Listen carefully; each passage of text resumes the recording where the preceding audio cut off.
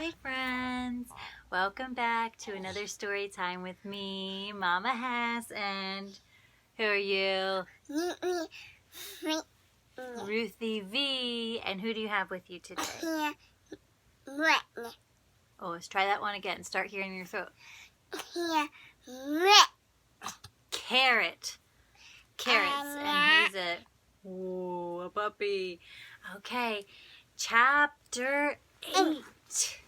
Chapter 8. A swimming pool at last. Really fun picture there. Okay. Well, let's listen, okay? The Boxcar Children were so tired that they slept until 10 o'clock Sunday morning. You've never slept till 10 o'clock. Have you ever slept till 10 o'clock? No. When they woke up at last, they hurried through breakfast and went to work on the swimming pool. We'll make a dam across the brook, said Henry. Here's my cart, said Benny. I'll cart stones and logs in it. Good for you, laughed Henry. First, the 4 children went down the brook to look at the pool Jessie had seen. The water was quiet here, and there was clean sand all around the little pool. It's big enough for a swimming pool, Henry remarked, but I don't think it's deep enough. He put a long stick in it to see how deep it was. When he looked at the wet stick, he found that the water was about a foot deep. The swimming pool should be 3 times as deep, he said. Then it will be deep enough to swim in, and it won't be too deep for Benny. So 3 times was 1 times 3 is 3 feet deep. And that's actually how tall Ruthie is. So would the pool be too big for Ruthie? Yeah. It would be too deep for you because your head would be under the water. That's not safe.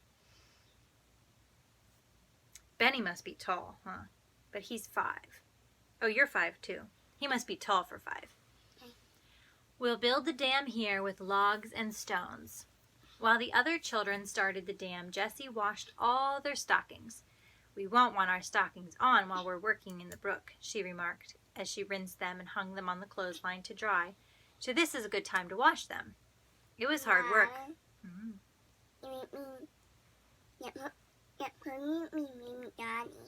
Their clothes would be really dirty. Good thing Jessie's washing them, huh? It was hard work building the dam, but the children liked hard work. Henry and Jessie pulled the logs to the brook, and Violet and Benny carried the stones with the help of the cart.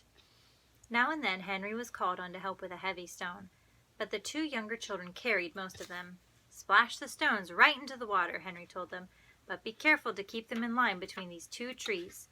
The children watched with delighted eyes as the wall of stones under the water began to grow higher and higher. The rock wall will help hold the logs in place, said Henry. At last it was time to lay the logs across the brook. Oh, big yawn. Let's lay the first ones between these 2 trees, said Jessie. Then the trees will hold both ends of the logs. Good work, cried Henry, much pleased. That's just what we'll do. But when the first big log was splashed into place on top of the stone wall, the water began to run over the top of the log and around both ends. Oh dear, cried Jessie, the water runs around the ends every time. What shall we do? We'll have to put lots of logs on with brush between them. You can come join our story, said Henry. We'll put on so many that the water can't get through. Wait, what's They're happening? building a swimming pool. Oh. Kind of like when we go to the stream and we build a dam. That's what they're doing. They laid 3 logs across with 3 more on top of them and 3 more on top of those. Violet filled her arms with brush and held it in place until each log was laid. Benny filled the holes at the ends of the logs with flat stones. Such wet children never were seen before, but the hot sun would dry them off and no one cared. When the 3 top logs were laid in place at last, the 4 tired children sat down to watch the pool fill. But Henry could not sit still as the water came higher and higher up the dam. See how deep the pool is getting, he cried. See how still it is.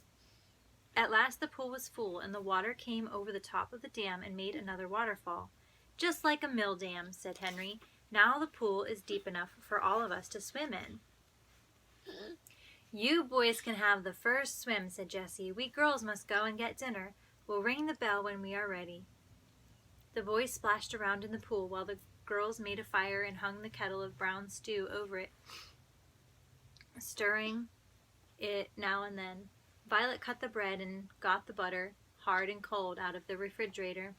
When everything was ready, Jessie rang the dinner bell. The bell was only a tin can from the dump. Jessie had hung it on a tree with a string, and she rang it with a spoon. Then she got the ladle and began ladling out the stew. "That's the dinner bell," said Benny. "I know it is. Come, Watch, don't you want some dinner?" Watch had had a swim, too. He came out of the water and he shook himself. So you have to listen. The two boys put on their dry clothes and went to Sunday dinner. "Let me ring the bell again," said Benny. "I like stew even better today," said Henry, eating hungrily. "That's because we worked so hard," remarked Jessie. "Let's go for a walk in the woods this afternoon." "Oh, let's," cried Violet. "Let's go exploring." The children washed the dishes and then started on their walk. As they went along, Watch began to bark. At first the explorers were frightened. "Oh, what is it?" cried Violet. "Maybe it's a rabbit," said Henry. And then they saw a hen running away. Mom? Yep, you've been looking at it the whole time. What is a hen? It's like a chick. It's a girl chick. A hen is a girl chicken. They saw a hen running through the woods. Watch ran after her, but Henry caught him back. "Don't run after the poor hen," he said. "The hen had a nest," remarked Benny. "What?" asked Jessie. "She had some eggs in it," said Benny. "Come here and see." Keep your feet still, please. Jessie looked on the ground. Okay, please stop. Hey, Mom. Jessie looked on the ground where Benny was pointing and saw a nest with 5 eggs in it. "A runaway hen," said Jessie. "She wanted to hide her nest so she would have some chickens. We'll have the eggs for supper. I know how to cook eggs." The eggs made a delicious supper. Jessie put them in a bowl with a little salt, and Violet took a spoon and stirred them as hard as she could. "Put in some milk, Violet," said Jessie, "and stir them some more." Henry started up the fire. The big kettle was hung over the fire, and Jessie put in some butter. She watched the butter until it was nice and brown, and then she put in the eggs. "Sit down," she said. "Be all ready to eat when the eggs are done." Violet put the blue tablecloth on the ground. She got the bread and butter and the plates and spoons, and the children all sat ready for supper. "Here I come," cried Jessie. "Hold out your plates." "Oh, Jessie," cried Benny, "this is the best meal I ever ate. I found the eggs and you cooked them." "Yes, you did, Benny," said Henry. "Thank you for a very fine meal." "Tomorrow we'll have to eat bread and milk," said Jessie. But when tomorrow came, the children had more than just bread and milk, as you will soon see. And that is the end of Chapter 8. Come back for Chapter 9. Bye-bye. Mom.